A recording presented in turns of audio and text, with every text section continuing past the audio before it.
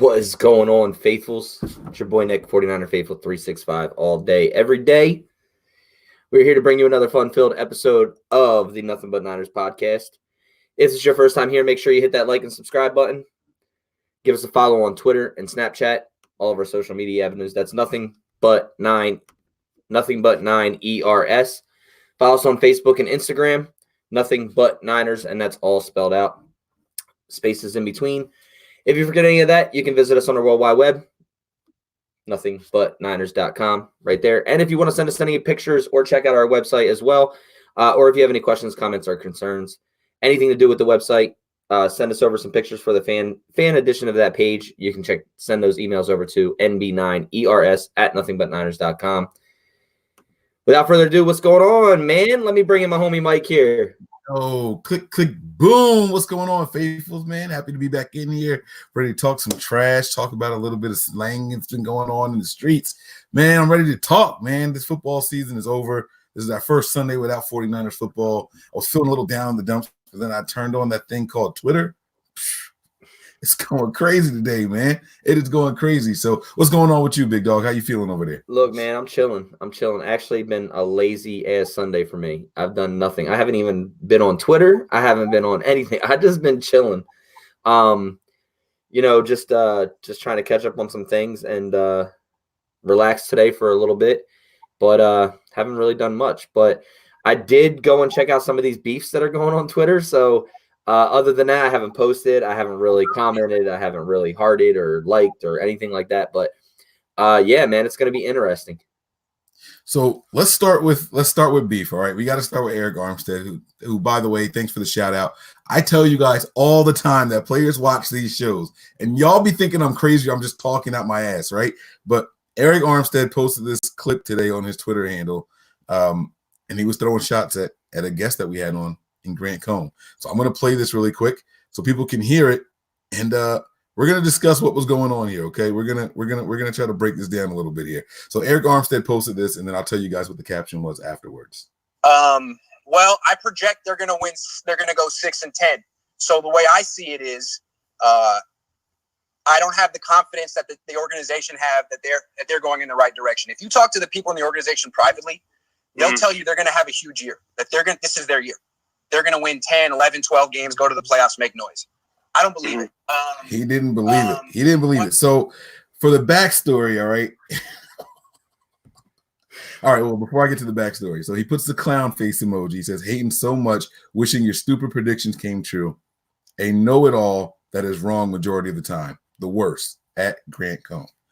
So Grant responded without responding, saying, this guy is still mad. All right.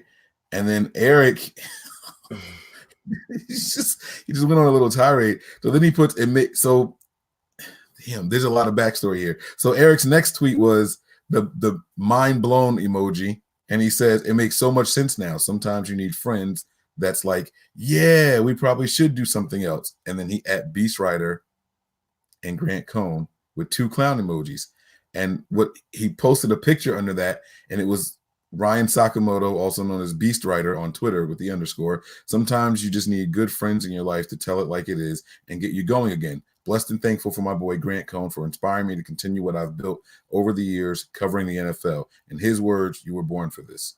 Football emoji, cool face emoji with the sunglasses, fire emoji at Hot Mike. So Armstead is saying, yeah, basically now it makes a lot of sense. Ryan Sakamoto claps back and says, bruh, he's in a contract year and still not learning his lesson. How many GMs have seen this and are now thinking, what exactly are we getting with a player who's only has 1 year body of work to show? Immature, unprofessional, and unacceptable. And then Eric Armstead quotes that and says, all I've done is work hard and give back to my community. And all I'm doing now is what everyone else wants to say. GMs, coaches included. Y'all talk bad about me, teammates, coaches, front office, ownership for too long. And then in quotes, he puts 2 bums in a pod. Instead of 2 peas in a pod, 2 bums in a pod. He adds Grant Cohn, and his final tweet of the day was, I'm really not mad. I just got time today. It's the off season. So let's start with this here, okay? this goes back a couple of years, honestly. You have Ryan Sakamoto saying the Niners should have never drafted Eric Armstead. He wasn't high on him. He didn't think it was a good pick. He's always injured. Grant Cohn was echoing similar things.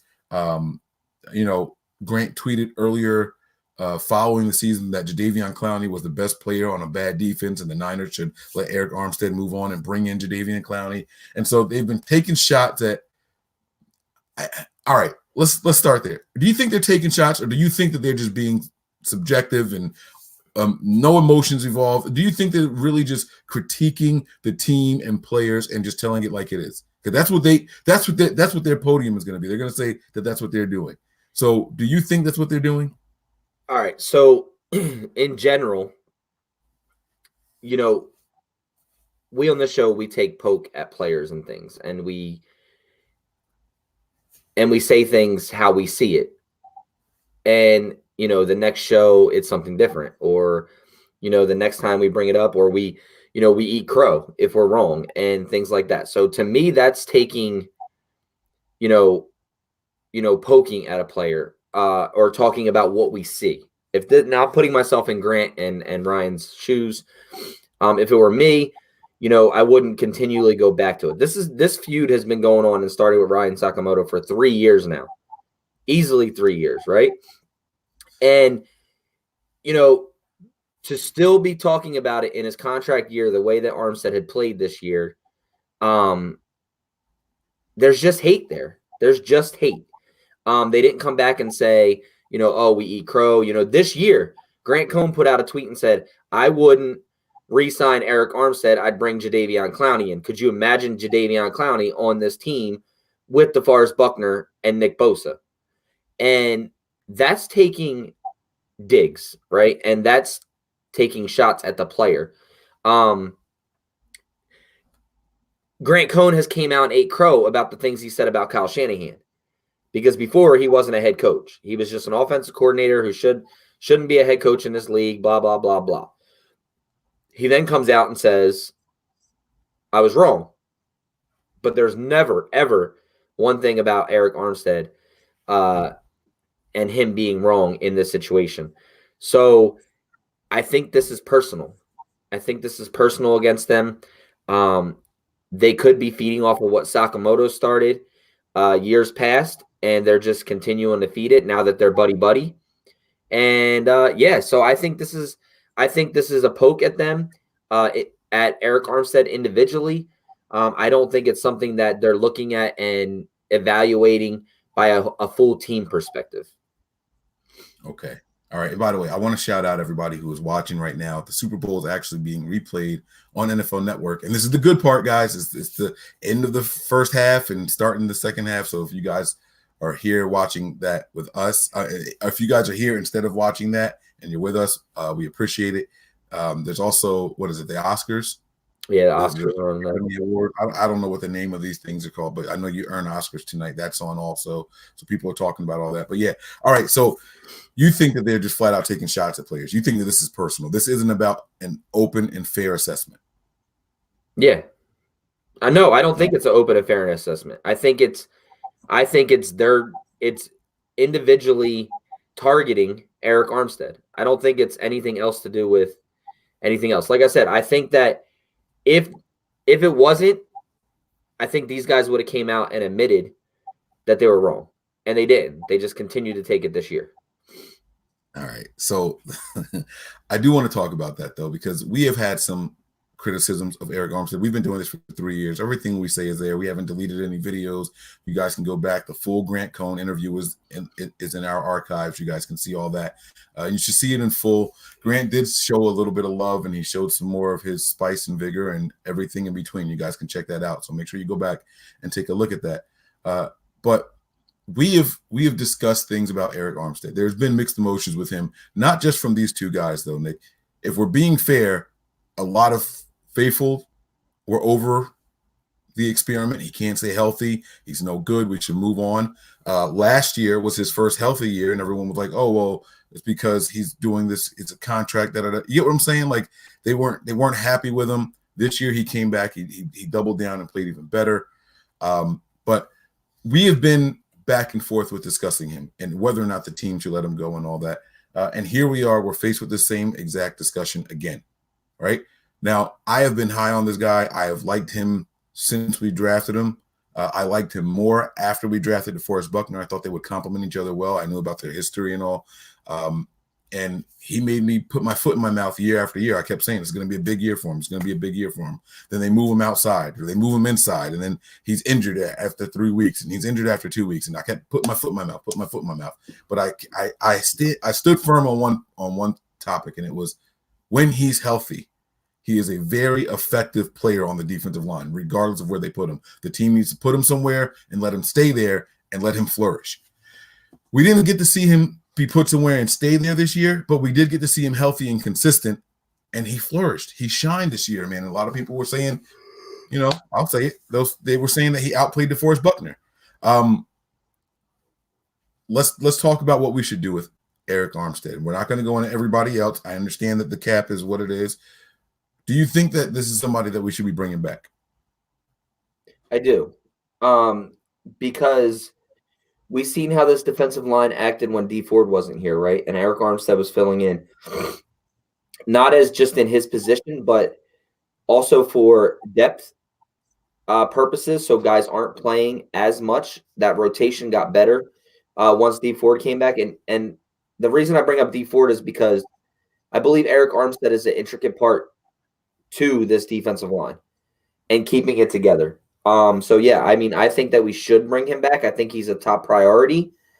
And I can say the same about DeForest Buckner being an intricate part too, but Arik Armstead had a hell of a year, contract year or not. The help around him definitely boosted his play. Whether it was the play around him, whether it was Chris Kocurek who brought it out of him, the ability to stay healthy for the last 2 years, and really get that. When I look at Arik Armstead, we talked about the first 2 years. I was not big on him, right? Because he was always injured. If you look back at anything I've said bad about players, mostly is Jimmy Ward can't stay healthy. Excellent piece if stays healthy, but he can't.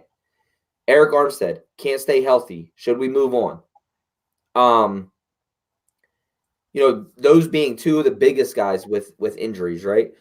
But then you go back and you look at it now, and I go back and I always think about when we had Ian Williams on the show, and he says it takes a guy 2 full playing years to actually become who they are in the NFL, right? To actually become who they are. Arik Armstead has 2 years now staying healthy. Now, if he can continue to stay healthy, I think he's just going to get better. Obviously, the ads of Chris Kocurek, D Ford, Nick Bosa helped as well. But I think Chris Kocurek had a lot to do with getting that mindset or that mentality out of Arik Armstead that was there but was buried because maybe he was down on himself a little bit. You're drafted where you're drafted in the first round. Your first 2 years in the league, first 3 years in the league, really, isn't up to your par of what you like to do in the NFL or what you think you're capable of doing because of injuries and just not a lot of playing time. So it takes me back to what Ian Williams said, and you got 2 years from this guy, and what are you going to get out of year 3? I think he's an intricate piece to this defensive line. I think it's somebody that we can definitely use. And I think it's the right move for the team to do. Yeah. My short answer on it is yes. I do think that Arik Armstead should be retained if possible. He's even going on record saying he's willing to play under the franchise tag. He's not looking to break the bank. If they can't come to an agreement that both sides like, he says he will come here and put in the work without any malice at all. That's a fully guaranteed contract. So he would absolutely like that. The debate then becomes, is he going to be paid as an end or a defensive tackle? You know what I'm saying? Because he moved to both sides, but it's a difference of about $2 or $3 million. So it's not that big of a difference. I think you just got to bring a guy like that back. He has gone out there and done whatever you asked him to do. He's good against the pass. He's good against the run, and he's versatile. You got to bring a guy like that back. My thought on it is I don't think we franchise tag him because I think that hurts us the most as a team, being able to have that money to re-up or sign other players. because that's an automatic 17 to $18 million hit on your cap hit. Bang, right there. And as of right now, we only have 21 or so million. I'm not sure if that's including Quan's, because Quan's restructure was actually earlier in the season. It didn't just happen. That wasn't something that just happened. The one that did, the other one was Weston Richburg's restructure, which was earlier in the season. So I think that 21 number is where we're at after those contract restructures. You take 17 or 18 million off that, you have nothing to do. You're handcuffed. So the only way to really get this is if you decide to franchise tag him, is it the right move, right? And if they decide to franchise tag him and they can't come to a long-term negotiation, now you're stuck trying to trade him. And if nobody wants to take that trade, you're stuck with that on the books, which puts you at hold for the rest of the, Kittle. Good. But if you tag him, you can still trade him, but you're just not going to get what you want for a player of that magnitude. You're not going to get a first rounder for him if you're forced to trade him. You know what I'm saying? You're going to get a second, a third, or something like that. You don't have to get, you can accept whatever compensation you want to get him. So it's not a bad thing, but I do think that I agree with you. I think that they work something out long term, even if it's a shorter contract. But I do think they work something out long term. Right, and I agree with you that you're not going to get what you want. But if nobody wants him, right? Because I was talking about this on the last offseason or the last show, was did Eric Armstead hurt himself this year by playing so well? And what I mean by that is how many teams in the NFL are going to look back at his past, whether it be injury related, the ability to perform on the field, and then you get all this help, and then you're able to perform. Is he that guy who you build your defense around and start building around him to get bigger and better pieces and get better on your defensive front? How many teams actually think that, right? They're going to study tape from day one in the NFL to his last day in the Super Bowl in the NFL. And in between there, you get a little bit of mix of everything.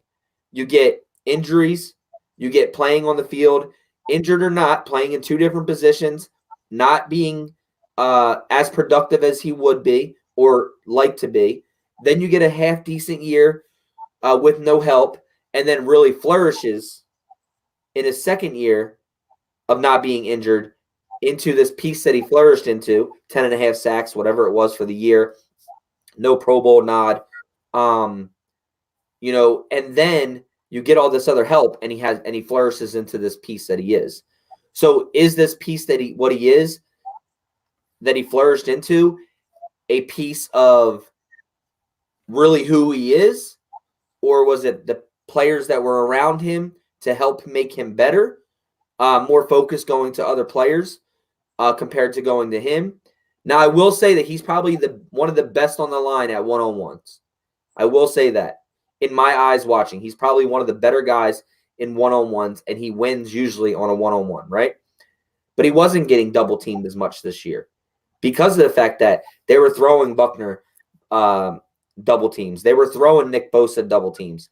So how much of this move, or flourishing, I guess I could say, is to do with what he can do on a line without any help, without a Chris Kocurek coming in? Because we've seen a jump by all of our defensive linemen once Chris Kocurek came here, right?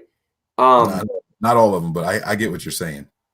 Yes, in more percentage than what there was before. So with that being said, I'm kind of interested to see what happens with this whole thing because, like I said, I'm not the one who's going to franchise tag him. Like, I wouldn't do that because you're handcuffing yourself to a certain predicament. And yeah, so I mean, I don't know. He I don't think you can hurt yourself by playing well. I think he would hurt himself if he didn't perform with those other pieces around him, especially. Like you said, if you're on a same defensive line with Bosa and Ford and Buckner, and you can't put up anything, then he would have hurt himself. So what you see is is what you want to see. If you're a good player and you're surrounded by other good players, all of you guys should shine. I don't see that counting against him in any way, shape, or form. So, well, let me ask you this. Let me take you back to when we first drafted Bosa and we got D Ford, right? Mike, all of our questions to the fans were, oh my God, can you imagine this line? Putting Nick Bosa next to DeForest Buckner and Eric Armstead and D Ford, right? We weren't talking about any of that.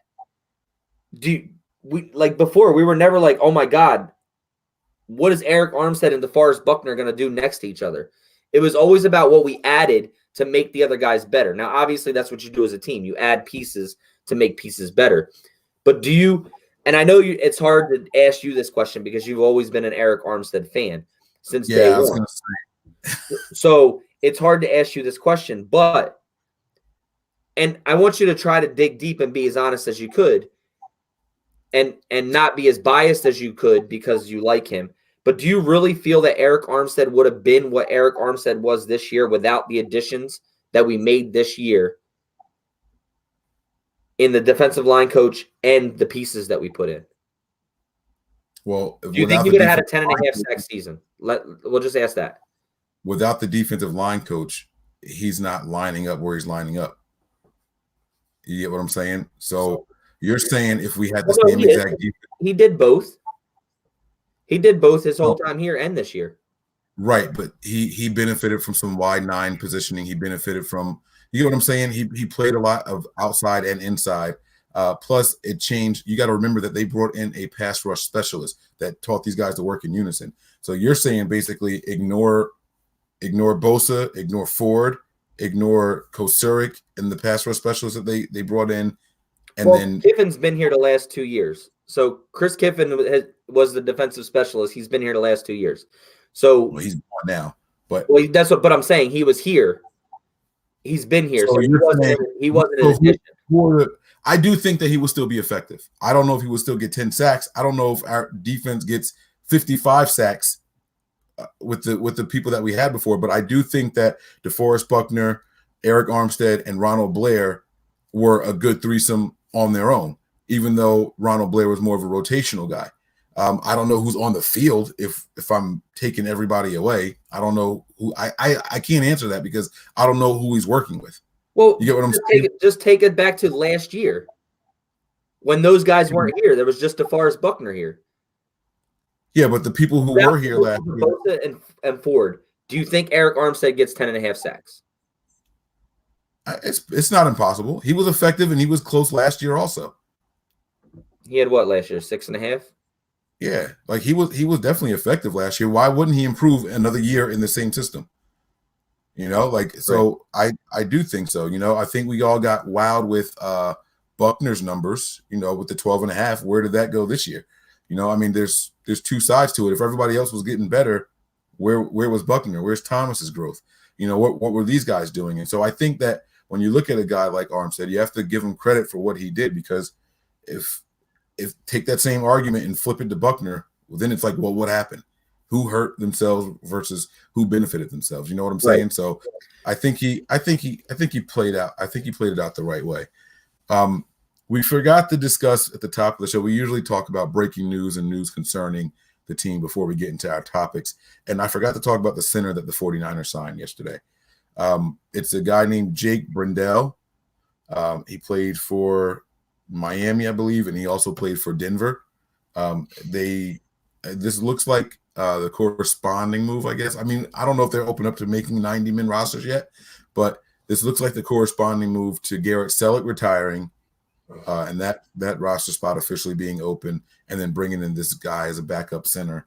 So I don't know if you have any thoughts on him, if you have anything at all, any lights to shed on that. No, I mean, I think it's just a corresponding move. I mean, I still think Weston Richburg, you know, obviously depending on what his injury, how long his injury is and how well he comes back from that injury is, but I still believe that he's going to be the center if everything else points to the right direction. So, and I think that, you know, Ben Garland did a great job as filling in for that as well. So I think this is just me personally. Don't listen to me, because I've said that there's going to be guys coming here that were just camp bodies, and they performed and came back. So, but right now, that's what I think it is. I think it's just a little too much to read into. I think it's just, maybe they seen things they liked. Am I going to say he's going to come in here and take Weston Richburg's spot? Probably not. Right. He's a young guy. He's only 27 years old. He's 6'4", 299. He was an undrafted free agent to the Cowboys, and then the Dolphins picked him up and had him there for 3 seasons, 2016, 17, and 18. And then last year, he bounced around a little bit. He went from the Broncos to the Ravens, and now he's here with the team. He started 3 games in the NFL. He's played in 21 in total. And that's really it. He went to UCLA. I don't have much on him. I won't pretend that I've watched any film or anything like that, but we make it a point to let you guys know when the team are making moves. So Garrett Selleck officially retired and announced by the team. And like you said, the corresponding move was the Jake Brendel. That's about 6 months past when I thought he was going to retire, because I think I thought he was going to retire at the beginning of the year. I thought about that also, and this was his last year in contract, so I think he just wanted to ride this thing out. And if by chance they made it to the Super Bowl, he would have technically got a ring. But if he retired before then, he wouldn't have got anything. So I think that's what you end up looking for. Right. Let me see. We got a comment here from Steve Fisher. Trade Armstead for a shutdown corner or safety. This is actually something else that we were talking about earlier, and thank you for the contribution, Steven. This is something else that was on Twitter between last night and today. Apparently, the 49ers safeties suck. There's a campaign going around now where Tart and Ward are bad, and the Niners need safety help because guess what? Listen to why they're bad. They didn't have any interceptions. So that's the job, though. That means they're not going deep on us. Like, I don't know. I just, it's like I said before. Look, I love our fans. I love the Niner fans, and I love, the faith that they bring when the team is doing good.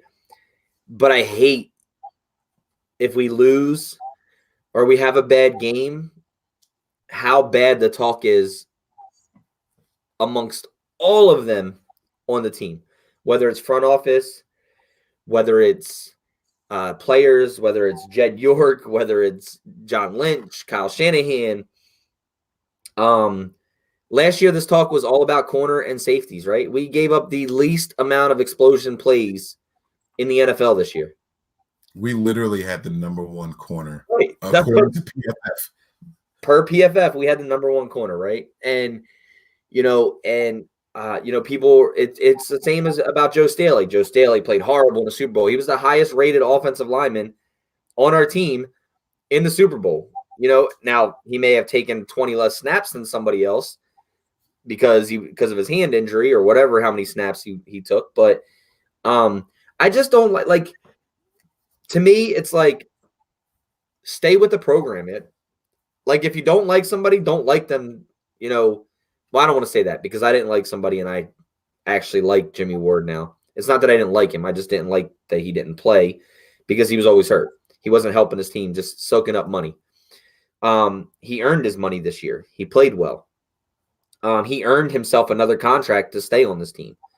And you heard him say as well, the Niners have first dibs at me because of the fact that they stood in my corner when things weren't good for me. Now, whether that's he's going to take a pay cut, sign a 2-year deal for a little less than what he could make, or another year deal, whatever it may be. But yeah, I mean, this defensive backs, safeties, corners, we were number 1 in the league with the least amount of explosion plays. And I just don't see all that talk and where it's coming from. Yeah, no, I don't get it. I think the Niners safeties were good. You can't make plays if opportunities aren't there. And you guys got to remember that this team was really focused on assignment football, not individual numbers and things like that. Jimmy Ward had so many balls knocked out of people because he got there when the DB gave up something. It happened in the Super Bowl. where Jimmy Ward, the Patrick Mahomes scramble, where he's running for the first down in the first half, and Jimmy Ward comes flying out of nowhere. Patrick Mahomes would have got the first down because he was beyond the line of gain, but the ball was knocked out and it fumbled behind the line of gain. Correct. And it forced him a fourth down. Now, they ended up converting anyway, but he did more than what his job was. He could have just made the tackle and stopped him from scoring. Boom, get back there. He made a play on the ball. He dislodged the ball from this guy and stopped him from getting the first down.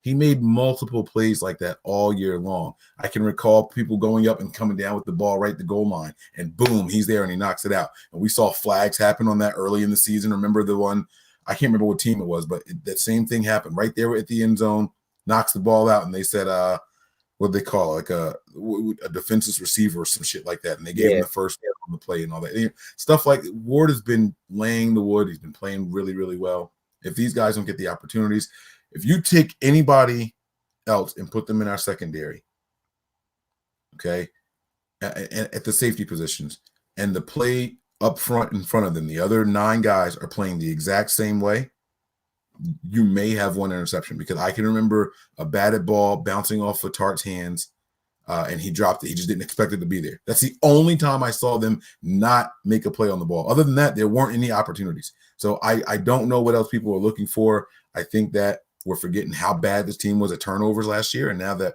we got some, we see someone without any, it's like, oh, they're bad. Or when you see a guy like Moore get just a handful of snaps in the Super Bowl and he gets a pick, it's like, well, how come Jimmy? Well, that's why we don't need Jimmy. Look, if we put Moore back out there more often, then he'd get more. No. But Ward was out there with that. It was just the package that they were in. It was the assignments that they were in.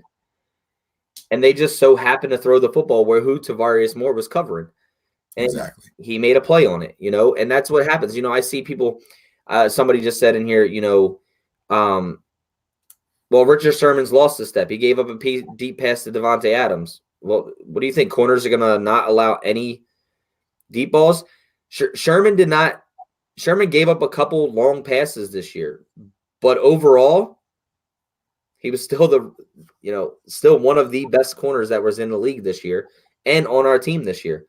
So it's just, I think it's reactions, like their fans' reactions to how players make, like, oh, we lost this game because of Jimmy Ward. Oh, we lost this game because of this. Like, you want to put the blame somewhere. And, that's just the way that fans react. And you got to look at it and look at the bottom line, and you got to really dissect things and think about why we really lost this football game, right? And you can't put the blame on one single person. You can't. That, we could say Kyle Shanahan, but then we could say, well, there was guys open, so he was calling the right plays. We'll put it on Jimmy Garoppolo. Well, Jimmy Garoppolo didn't put a good throw on because, A, the defensive line made a good push. They made some plays. Or B, the defensive line got there in time.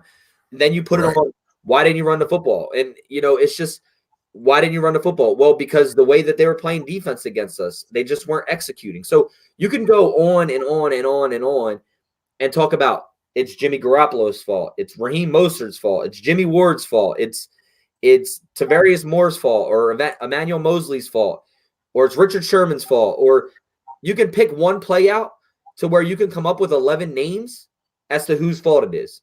But in the end, it was a team loss. Right. Just like this year was propelled by the team. There was no individual hero this year. And that's what people have to understand. Those are good signs. You know why? Because that means that this team is returning next year.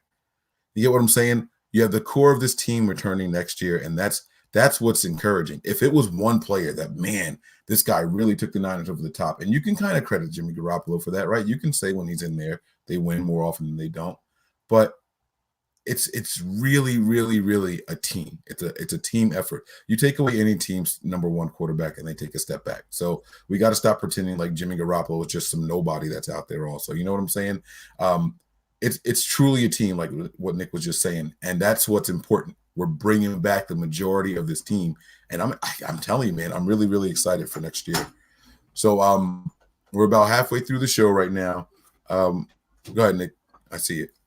No, I was just going to say, this is exactly what I was saying. It said we lost Super Bowl because our team played hard for 55 minutes out of a 60-minute game. I wouldn't even say 55 minutes. I would say 53 minutes because with 7 minutes left, we just kind of didn't execute. The second turnover, the second turnover that we had, the interception, we got nothing off of. We didn't execute. The offense didn't execute, whether it was a drop pass or just not a first down. I'm just saying, if you want to give this, I can't physically pinpoint this to one fall guy. Like, I can't. I just can't because there was so much going on. Earlier in the at the end of the Super Bowl, I stated that it was Kyle Shanahan's fault. Why didn't you run the football with 6 minutes left? Now, I'm still a big believer of that. Why didn't we run the football, right? When you're averaging almost 7 yards a carry. Deebo Samuel was killing the Chiefs, right? We never went back to him. It was just we tried something different. And that's how I was thinking. And then I started watching the game a little bit more and really stack boxes, didn't you? Right. Start really digging into it. Mm-hmm. And you start digging into it and you see other opportunities that were there that we just did not execute on. And that's player to player, offensive side to defensive side, and coach to coach. It was all around. It was just completely all around. And it sucks to sit there and say that, but it's the truth. This team, like he just said, this team played, 53 minutes of football, and the other 7 just fell apart as a whole. The offense wasn't working. The defense wasn't working. The play call wasn't working. And it could literally just be maybe Steve Spagnuolo just had something up his sleeve of how he decided to stop. Maybe it could be that Andy Reid outcoached Kyle Shanahan in those last whatever minutes. Those going for it on fourth down. The Chiefs were playing to win the game, and the Niners were playing more so to not lose the game than to win it. And that goes from all levels, the head coach all the way to the very last player, because they didn't have the same energy and attitude that they had the entire game in that last 7 minutes. Yeah, no, you could tell. I mean, look, from the very beginning, man, Andy Reid was playing with a sense of urgency that the Niners didn't. The Niners were, let's stay calm, let's stay cool, let's stay collective throughout the entire game, right? We have seen the mic'd up segments come out now where we're up 20-10 in the fourth quarter and guys are starting to get loose. Richard Sherman say, hey, whoa, cut that shit out. No, we got a lot of game left. Cut that shit out. You hear Sherman and Fred Warner echoing the same exact things. No, there's a lot of game left. Get your head back in this game. This ain't over. And so it's the Niners didn't let their players get to that high. They tried to keep them even killed, where you can see it from Andy Reid, you can see it from Tyrann Mathieu on the sidelines that there was a sense of urgency from the first to the very end for the last quarter for that team, and they were aggressive when they needed to be, and they called the right plays. We have one more comment here.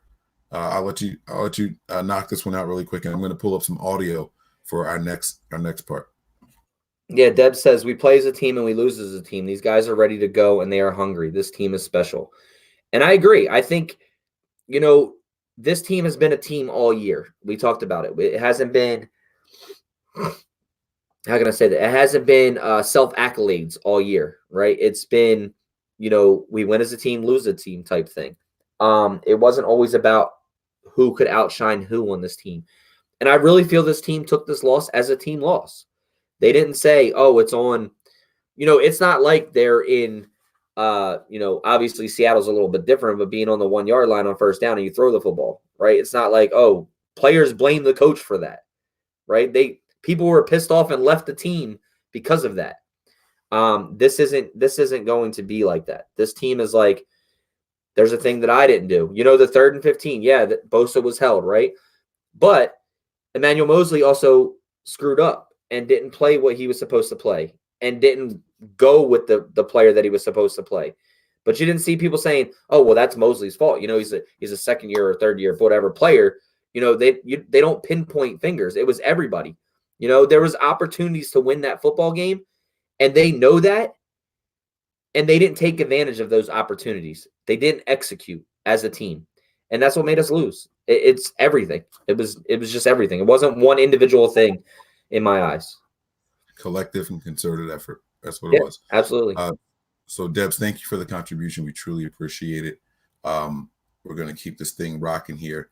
Something else that was online today, or not today. This is from a couple of days ago, but we had Matt Mayoko join Papa and Lun on KMBR. And there's one small little segment that I want to talk about. You guys are going to hear a little bit of it, but they're asked about what the Niners should be looking for in the draft this year.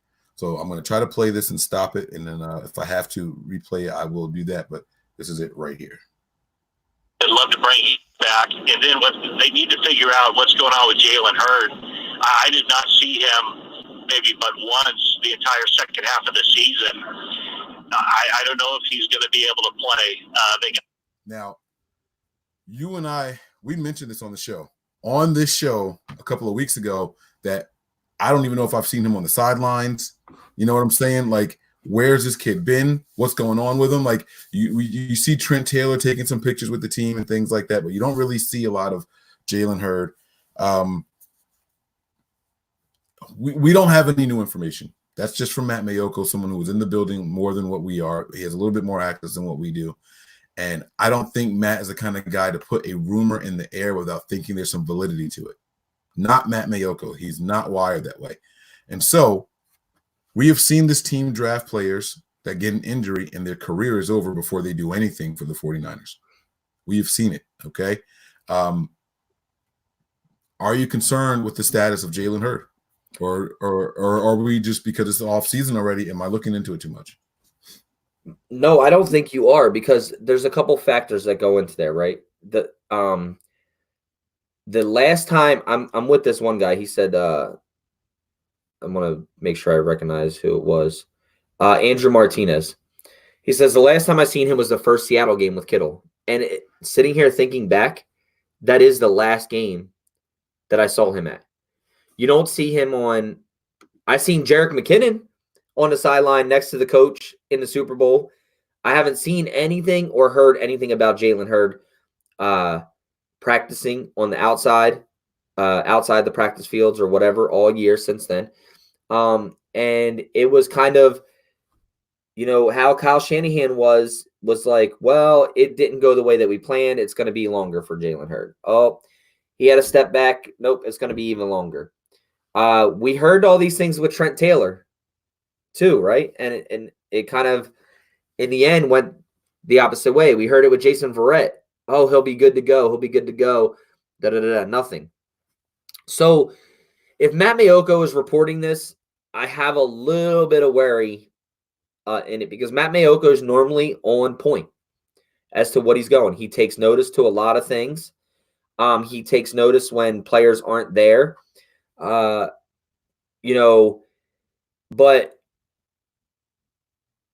I haven't seen him. I don't know how bad is this back injury. Trent Taylor, supposedly was going to come back from a back injury, and he did, but it wasn't the same year. It was the following year, and then he had the foot injury. Back injuries are not fun. Like, I know all about back injuries. I've broke my back. It's there's differences in it, obviously, depending on the injury, how much damage you do, what it was, how you did it, those type of things. But this worries me now. And this is like the second time that I've heard this today. Big shout out to Steve for sending that over, because I listened to it and I'm like, wait, what? I would have liked to seen how, this is the other thing that scares me with that, is Greg Papa didn't come back and ask anything of us about it. The reason for that is because they didn't interrupt him, and Matt legit talked for a minute and 40 plus seconds. Like, it was, what do you think the Niners looking for? He speaks slow. He's very like, he doesn't just ramble, and he doesn't give you like just fodder while he's thinking. When some people just start rambling, like while they're trying to think of certain words to say, he doesn't do that. He stops. He pauses, he takes his time, and everything he says he means, and he wants it to go somewhere. And he did that for almost 2 straight minutes. And so it's hard to come back to just one person, because he talked about Joe Staley in that answer. He talked about Hurd. He talked about corners. I mean, he went all over the place about what the Niners should do in the draft and what their top priority should be in the draft. So it's kind of hard for them to, like you said, double back and ask him a follow-up on that. I would like to kind of, I'm going to try to put something out to find more about this because right now my head is kind of thinking what is going on with him and why can he not be able to play? Is it he's not going to be able to play this coming year? Is he not going to be able to play as a career? Like, what is it, right? And I kind of like to figure out a little more because it's he left it as an open-ended answer, right? As in, I believe that he's not going to be able to play. Play what? Is he not going to play football ever again? Is he not going to play this upcoming year? Is he not going to be able to play in the preseason? Is he, it was kind of an open-ended question. So it kind of scares me because what really is he going through? Yeah, I get you, man. The last time I'm having flashbacks, I'm getting a little worried, and I'm starting to see some correlations here. The Niners took a chance on a running back a couple years ago, Lattimore. They picked him up in the 4th round. He was a first-round prospect, but he had an injury, and the Niners took a chance on him. They drafted him, and I was so excited. I remember where I was the moment he was drafted. My uncle called me. I was in a Walmart. And I literally screamed in the middle. I was like, yes! Like, I was so excited that the Niners drafted him. Never took a snap for this guy. All right? You guys saw how I felt and how excited I was. I was more excited for Hurd than I was for Lattimore. And if this happens to me again, I'm just never getting excited about a draft prospect. I'm just going to treat them all the same and hope for the best because you just don't want to see a guy take an injury and that injury, he just can't bounce back from it. What's encouraging about it, though, is this. We know that the team could have put him on IR from the very beginning. They didn't. He made the 53. They put him on IR. They wanted him to return. And Shanahan, he did something that also was encouraging. He said it's not likely, but it's not impossible that he returns, right? He said that with both him and Taylor. He was asked about Trent Taylor. He threw Hurd's name in there. And it was neither one of them looked likely, but it's not impossible. That tells me that if it was something super, super serious, no, they're not coming back. We're not looking at those guys to come back in that time frame. You get what I'm saying? Because it was the IR window where if they could come back or not. He never 100% ruled it out. So I think that this is something that they can get corrected. And I'll be 100% honest with you, man.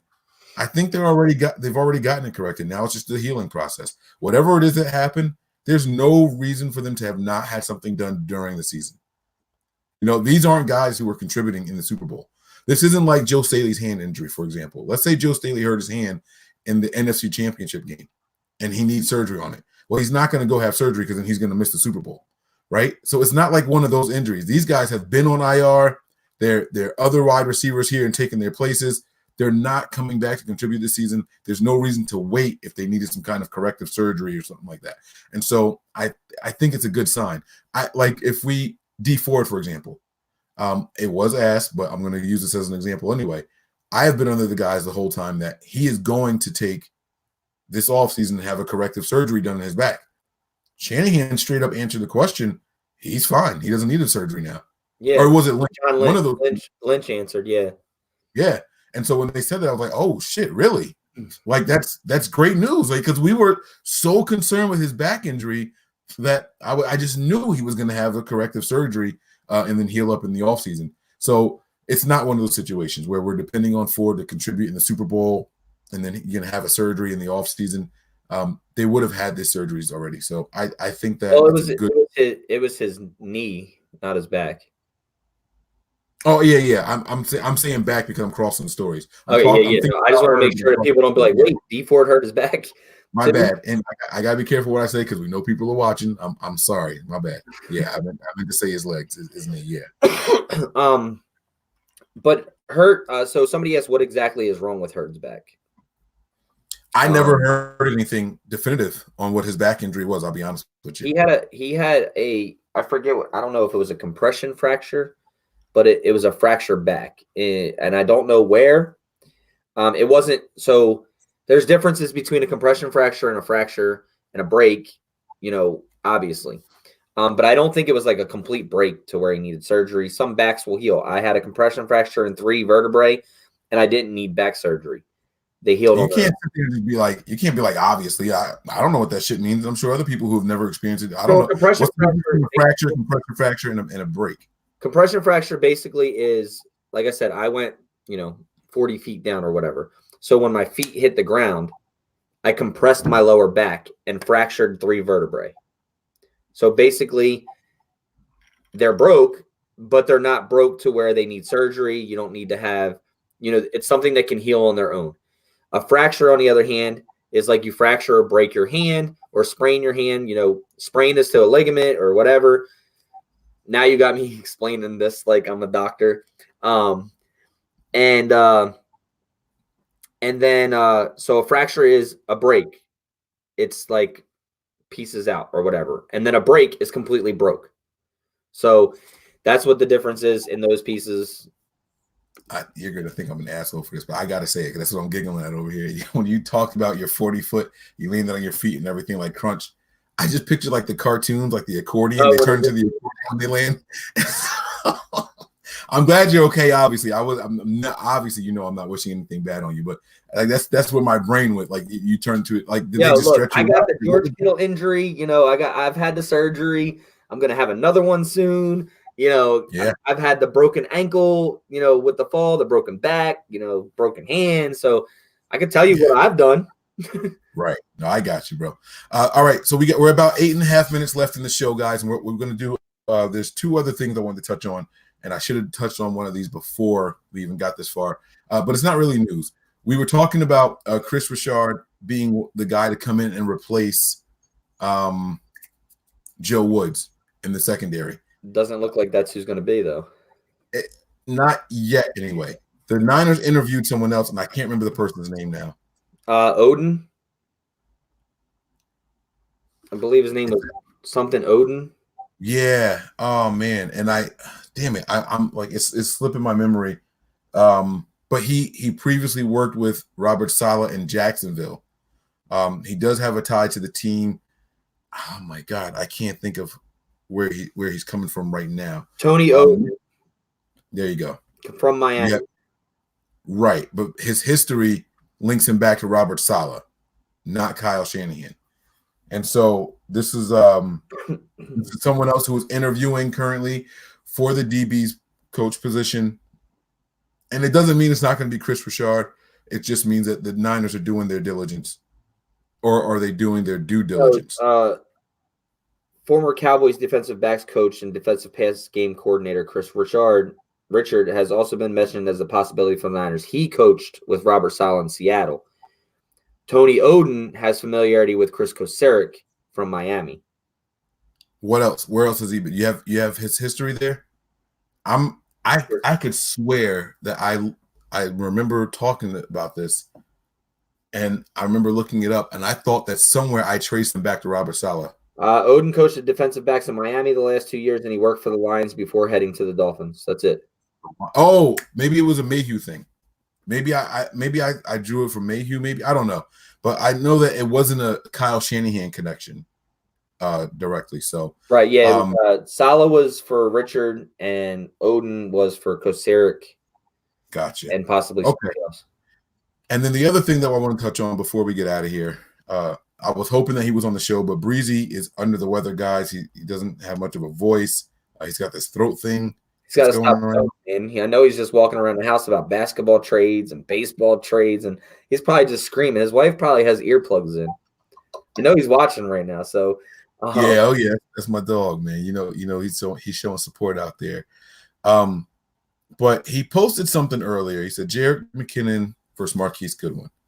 You are the GM, and Kyle says to you, you can only keep one of them. Who are you keeping? Now, before you answer this question, don't do what so many people on Twitter did and said, neither one. They both suck. Guys, if someone's throwing a hypothetical at you, answer the hypothetical question under the premise of what they're saying. Don't sit there and change it. Oh, let's keep them both. Oh, let's keep neither one. Answer the question the way they asked it, please. I can't stand that. It's a pet peeve of mine, and it literally pisses me off when I see people do that. Neither one of them. They both suck. Stop. We know that already. But that's why this is an entertaining exercise. So answer the question. Now, I'm not talking to you, Nick, but if you guys are on Twitter and you see this, don't be that smug D-head that's saying, oh, well, duh, duh, duh. So here's the question, and then we're going to pose it to the room and to Nick. All right. You are the GM of the 49ers, and Kyle Shanahan comes to you, and he says, we have to keep one of these guys, Marquise Goodwin or Jerick McKinnon. Which one are you keeping and why? And I think this is a pretty fun exercise. And I'm not – go ahead. It's actually harder than you think. And yeah, oh, for sure. The reason that I think it's hard is what is Jalen Hurd's status? We don't have a lot of draft capital. Are we going to be able to bring in another receiver? Do we bring Emmanuel Sanders back? And then you go to the other side and you say, well, how important is McKinnon to this offense when all the running backs I've brought in here have been able to do really good things, right? And, you can even go down to Jeff Wilson Jr. Matt Breida is a restricted free agent. What happens with his contract? Does Jeff Wilson is a free agent, right? So restricted, but a free agent. What happens with his contract? Oh man, this is a really, really hard question. Let me give you some background information on these two, because you're the GM, and as a GM, you're going to know this already. But what I'm going to do here is I'm going to tell you both of these guys are technically under contract for the 49ers next year. Okay? So I'm going to tell you what they're owed based off of next year. $6.4 million for McKinnon. What did you say? 6.4 for McKinnon. Yes. So McKinnon's at his cap hit for next year is actually 8.5. And I think he's going to bring home, let me see, his dead cap is $4 million. He has a base salary of $6.5 million, and he gets another $2 million from his signing bonus this year. Oh no, well, he got that already. So he should be getting $6.5 million this year with a $50,000 workout bonus. So he's getting a lot this year. This year his cash is $6,550,000. And the one for Marquise Goodwin, who is also under contract with the Niners this year, he is at this year or next year, 2020, $4,281,250. So it's only a difference of $2 million. $2.5 million, something like that. 2.3 yeah, between both players. Man.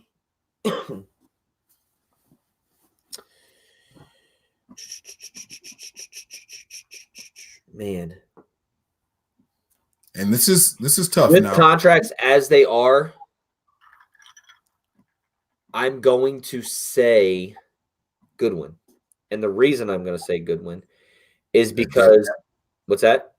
His dead cap hit, it's only 1.25 if you cut him. Is that why? Yeah. So, well, no, because you're asking me who I'm keeping. Right? So, okay. You're keeping Goodwin, you said. Okay. I'm keeping Goodwin. Yeah. You asked me who I'm keeping. The reason I'm keeping him is A, you have no idea what Pettis is going to be. You still don't know what he's going to be, right? And that's being given a self-assessment. I, personally don't know what he's going to be. I've seen spurts of him. I've seen spurts of him not good, spurts of him being good. You don't know what's going to happen. And we're talking right now. So we don't know what else is on this team. We don't know if Emmanuel Sanders is coming back, because obviously if Emmanuel Sanders comes back, I'm getting rid of Goodwin, right? But we don't know that. And we're doing this a hypothetical question right now. As is right now, nobody else comes back. These are the guys that I have to choose from. I'm taking Goodwin. And the reason I'm taking Goodwin is because I think we're okay at running back with Mostert and Coleman. Most of these teams in the leagues have 2 running backs. They don't have more than that. I feel like we're okay with Tevin Coleman and Raheem Mostert. Goodwin, I would bring back because I don't know what we're getting back at receiver. I don't know if I'm going to be able to bring Emmanuel Sanders back. I don't know what Dante Pettis is going to turn into. Kendrick Bourne, is he going to get a job somewhere else for what he did this year?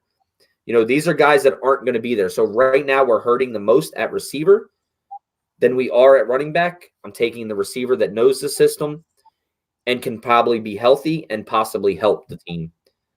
So that's what I would do. Yeah. So you know what? I won't beat around the bush. We have a couple of seconds here. We're supposed to be wrapping this one up soon. But my answer was also Goodwin. And it was a little more simple, less about the money and things like that. But we know what Goodwin is in the system when healthy and effective. Everyone wants to say, oh, he's horrible, he fell off, and da-da-da. Marquise Goodwin, for all intents and purposes, should have been a 1,000-yard receiver in this system. We saw what he did, and if it weren't for that injury in that last game of the season, he would have eclipsed 1,000 yards. Now, he's never going to be a 1,000-yard receiver in a system that has Emmanuel Sanders, Deebo Samuel, Kendrick Bourne, as effective as he has been. You know what I mean? Trent Taylor, Jalen Hurts. He'll never be a 1,000-yard receiver, but we know what he could bring to the table. And that's the thing. I think this also. If Marquise Goodwin is on the field during the Super Bowl, spacing is completely different. Oh, yeah. Just being on the field, I think spacing is different in alignment, how the defense lines up and things like that, and what they do and how they have to respect him. With Jerick McKinnon, not so much. Not so much. I did see a lot of people saying McKinnon because you don't know what he is. And it's literally the exact opposite of my answer. I know what Goodwin is. That's why I want him. And because I don't know what McKinnon is, I'm not interested. Where other people are saying we don't know what McKinnon is, he could be very special. And they see what he did with the ball in space in Minnesota, and they want to see what it could be like here. So I get it. It's a fun exercise, and I'm still going to ride with my guy, Marquise Goodwin. And I'm kind of saying that. With all that being said, I still think the team cuts him this year. Both of them? No, I think Goodwin's definitely going.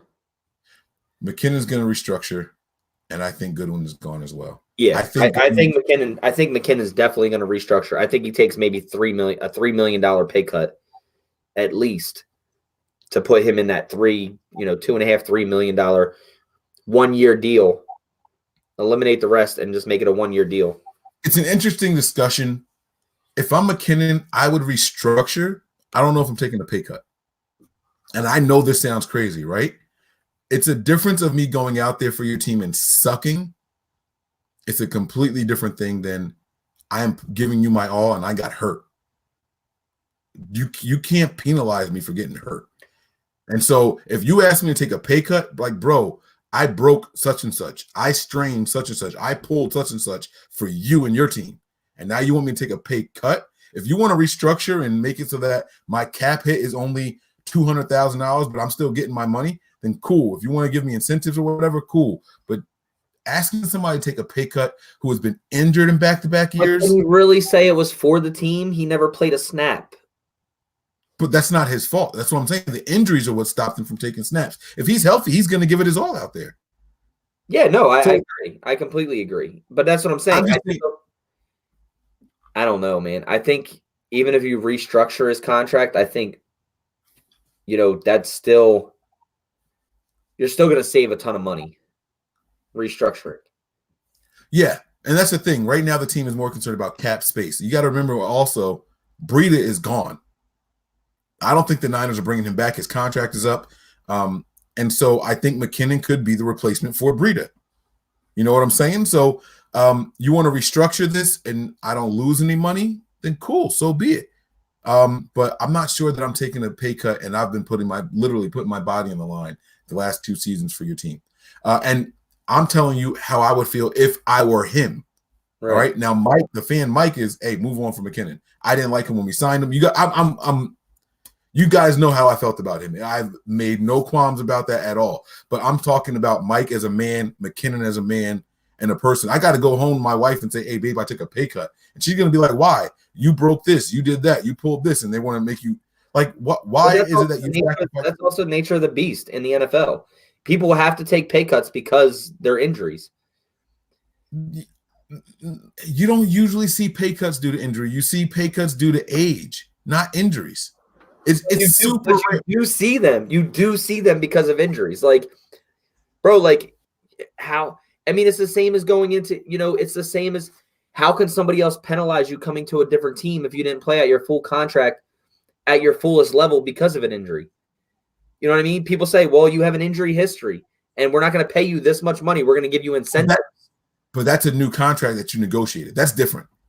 That's different than you being under contract and that team not releasing you and saying, hey, let's pay you less money. We know you got hurt. We know you were out there playing football for us and got injured.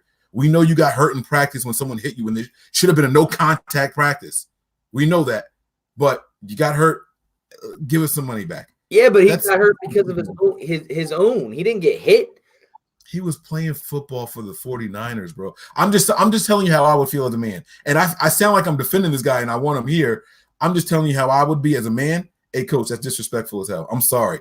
GM, Lynch, whoever it is I'm talking to, Parag, whoever it is I'm face to face with, I'm sacrificing my body for you guys. So then why did Quan Alexander restructure his? He didn't lose a dime. He restructured. He made it a less of a cap hit. Right. That's what I'm trying to tell you. You're gaining like 10 million more this year or whatever it was. Right. And so he didn't lose a dime. It's just they moved the money around. That's all. He signed the paperwork. He gets a little bit more up front and it becomes a bonus as opposed to a cap hit and all that. And I'm just saying, like, I will feel for the man. I feel for the man. That's all I'm saying. No, and I agree with you. You know how I've been with McKinnon since we've signed him. Like, I've been dying to see what he can do in this offense, right? Mm-hmm. Because I think that he is one of the best pass catching running backs in the league. He's better than Coleman. And his tape showed, I don't know what he is now, but his tape has shown better before that but we also got to look at, can Jimmy Garoppolo throw that pass? Because Tevin Coleman can never catch the pass, right? So, which makes you wonder about Goodwin. Like, right. So, it's just, it's a hypothetical question. Obviously, we'll have to see what happens, but I do think that they do something with that contract. Marquise Goodwin didn't even go with the team to the Super Bowl right away. He was later. Like, he went later. And Hurd went. I did see Hurd in the white 49ers thing with his hair pulled back. He was there. Yeah, he was there. He was there. I remember seeing that on a video, like the before the game. Obviously, it wasn't before the game, but I'm going to say this, and then we're going to get up out of here. I shouldn't say. I'll give you the last word, but Goodwin catches that pass to Sanders in the Super Bowl. Oh, I think so too. Oh my God. I shouldn't say it, and I know. But it's hypothetical because if Goodwin was on the field, it might have been a different coverage. So I'm saying in that situation, he's not overthrowing Marquise Goodwin by 3 or 4 yards. No, that's dropped right in the breadbasket, and Jimmy Garoppolo was the freaking MVP. I saw someone ask me what I was drinking, just some Crown Royal Black. I just got some black tonight, taking it easy. All right, guys, this has been a lot of fun here. Yeah, he's got the apple. I bought, I just learned about Crown Royal, like not just learned about it. I've known about it my whole life. I wasn't a drinker of it, even though I'm a whiskey and scotch guy.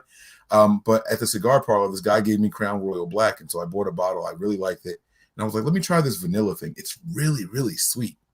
It's the Crown vanilla is super sweet. Yeah, I can't do the vanilla or the peach. Yeah, I gave it to my wife. I know that sounds bad, but my wife can have that. But guys, we had a lot of fun here. We're gonna be back with you guys a few more times this week. We took a little bit off. We were in mourning just like everybody else was. You guys only got two episodes this week, but Sunday is here. We cannot leave you guys without 49ers conversation. The chat was on fire. A lot of passion out there, and I really, really enjoy you guys and what you're doing. We're gonna get some faithful on later this week, Thursday and Friday. No, I'm sorry. Friday and Saturday, I won't be available. And it's not because of Valentine's Day, but it's also because of Valentine's Day. I got a hotel room, a suite for me and my kids. It's not even for my wife, right? How crazy is this? I got a 2-bedroom suite at the Residence Inn at the Marriott, just so my kids can go swimming all day long. That's literally the only reason. It was that, or try to go to one of these water park resorts, and the price was just ridiculous for that weekend. So apparently that's like a thing for people to do on Valentine's Day. So I'm going to be there. I don't know if I'll be able to join. If my reception is good and you guys just decide to do a show on a Friday or Saturday and my reception is good, I'll join from poolside. You guys have seen me do that before at the Avatar. I've had my feet in the water and talked, but I don't know what the rest of the week is going to hold. We will be back though, guys. I promise you that. I miss you guys, man. I miss sitting around just talking 49ers football. I think today's show was a lot of fun. There was no stress. There's not a lot to talk about, but there was also tons to talk about. This is supposed to be an hour show. We're already 10 minutes over, and I feel like I'm forcing us to cut this one short. I feel like we could keep going if we wanted to, so it's good stuff. But yeah, so Nick, the floor is yours, brother. Yeah, I mean, I'm like I said, I haven't even dug into or listened to anything after the Super Bowl. And I'm kind of, that's in the past for me now. It hurt. It's done. It's over with. I'm moving on. I'm ready to move on to this offseason. I'm ready to start digging into a little bit of draft. What do we do? First round, do we trade away? Do we keep that pick? What do we need to go after this year? But obviously, I'm going to dig into free agency first, look around and see what I see in that and things like that. And, next couple of weeks are going to start to rev up a little bit. Free agency, draft, talk like that. So the Super Bowl talk for me is done. I'm ready to move on. It's like a bad ex-girlfriend. Just peace out. Don't want to talk about it anymore. Yeah, absolutely. I'm with you, man. I think we're probably going to end up doing some stuff on the salary cap and looking at the restructures. I think a few more are underway. We have to figure out the cap space so we can figure out what free agents we should be targeting. And then from the free agency, then we will move on to the draft. And I'm sure the draft stuff will happen in between and all. But, guys, we're locked in here. You guys have been with us rocking for 3 years. We started the show during the offseason. All right? That's when Nothing But Niners was born, during draft season. We're not going anywhere, guys. We're just getting first draft. We dropped it. The very first draft of the Kyle Shanahan era. Yep. We so you guys know, man, have changed. I'm a whole lot fatter. My hair's a lot longer. A lot has changed since then, man. I went back and looked at that first video. Not the first video. I looked at me over in Philly at the draft because we did an announcement video before that. My facial hair, what the hell was I doing, dude? Like, this was all gone, and it was just like it was bro, I have no idea. It's crazy. It's crazy though, man. I'm sure all of our, friends have changed as well. So it's just good to go back and look. I was showing old videos of like looking at George Kittle's, even if you go back and look at George Kittle, like look at the difference in the video when we drafted George Kittle to now, and or when we talked to George Kittle and now, it's a huge difference. He looks like this young Iowa boy and now he looks like a beast. Like even Emmanuel Mosley looks different. His body, like the way he carries himself now, even Emmanuel Mosley looks so much bigger now. And when I say bigger, I don't know if it's the pads and the helmet and all that stuff than when he was on the show. Like he just looks like he's 4 or 5 inches taller and just wider. Like, you know what I mean? And he's not that guy. Like it's so cool, man. We've come a long way, man. And I can't wait to bring you guys the next chapter of all this here at Nothing But Niners. So make sure you guys are locked in, man. Hey, hit that like button. Get those likes up. Turn that notifications on. We're going to be back, guys. We'll see you guys a couple of times this week. I'm looking forward to it, man. That's it. We're going to get up out of here. Prepare for glory. Anticipate pain. Always remain faithful. We out of here. Peace.